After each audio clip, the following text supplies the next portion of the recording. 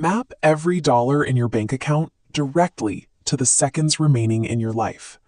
In the year 2169, your balance is your pulse, and it is constantly ticking towards zero. Genetic engineering has frozen the aging process at 25, but it came with a biological failsafe. On your 25th birthday, a clock on your arm activates with exactly 1 year of life. Surviving to age 26 requires a constant influx of new time. This is the global economy. Time is the only currency. Every purchase, from a bus ticket to a cup of coffee, is paid for by subtracting minutes directly from your biological lifespan and transferring them to a corporate vault. In this system, financial insolvency results in immediate cardiac arrest. Poverty is a literal death sentence. In the industrial zone known as the Ghetto, residents sprint down every sidewalk. Walking is a luxury for those with days to spare. Here, most people operate with only a few hours left on their clocks. Will works the factory lines, trading intense physical labor for just enough hours to reset his clock for the next morning. It is a closed loop of survival. The ruling class maintains this pressure through unannounced inflation. One afternoon, Will's mother arrives at her usual bus stop to find the fare has been hiked from 1 hour to 2. With only 90 minutes remaining, she is forced to run. She reaches for Will just as her arm hits zero, dropping dead exactly 1 second before he can transfer the hours she needs. These sudden price hikes function as a calculated tool. By keeping the working class on the edge of extinction, the system ensures a workforce too desperate to ever look up from their own wrists. Will's life changes when he meets Hamilton, an elite who wandered into the Ghetto with over a century of time on his arm. Hamilton reveals the core philosophy of the wealthy. For a few to be immortal, many must die. He has lived 105 years on the accumulated hours of laborers like Will, a reality he can no longer justify.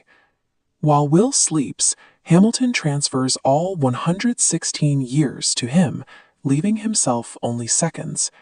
He sits on a bridge and allows his clock to expire, falling into the water as his balance hits zero. This transfer transforms Will from a laborer into a systemic anomaly. He now possesses the wealth required to pay the exorbitant tolls and cross the borders into the zones of the ultra-rich. Will enters New Greenwich, a zone defined by an unnerving slowness. No one runs here.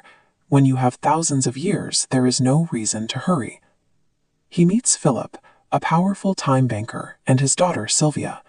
Philip sits at the top of the pyramid, managing the massive reserves of life force that the rest of the world dies to generate.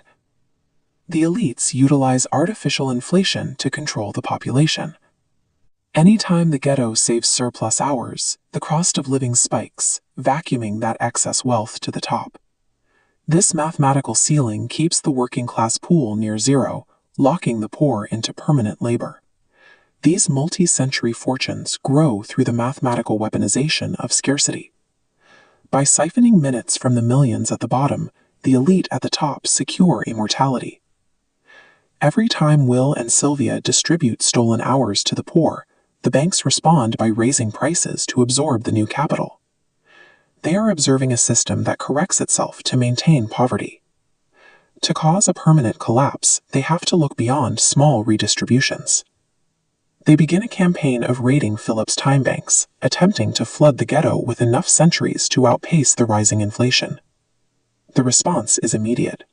Prices for basic goods double and triple overnight, rendering the stolen time nearly worthless for the people Will is trying to save. This leads them to the ultimate prize, a specialized time capsule in Philip's private vault, containing 1 million years. They successfully steal and distribute the million-year hoard. The Ghetto is flooded with so much life force that the local economy simply stops. People walk away from their machines and head toward the border. By destroying the scarcity that the elites manufactured, Will and Sylvia break the monopoly on labor. When everyone is functionally immortal, no one is forced to work the factories. Time is our primary biological life force, independent of any glowing forearm clock. It is a finite, non-renewable resource we spend every single day.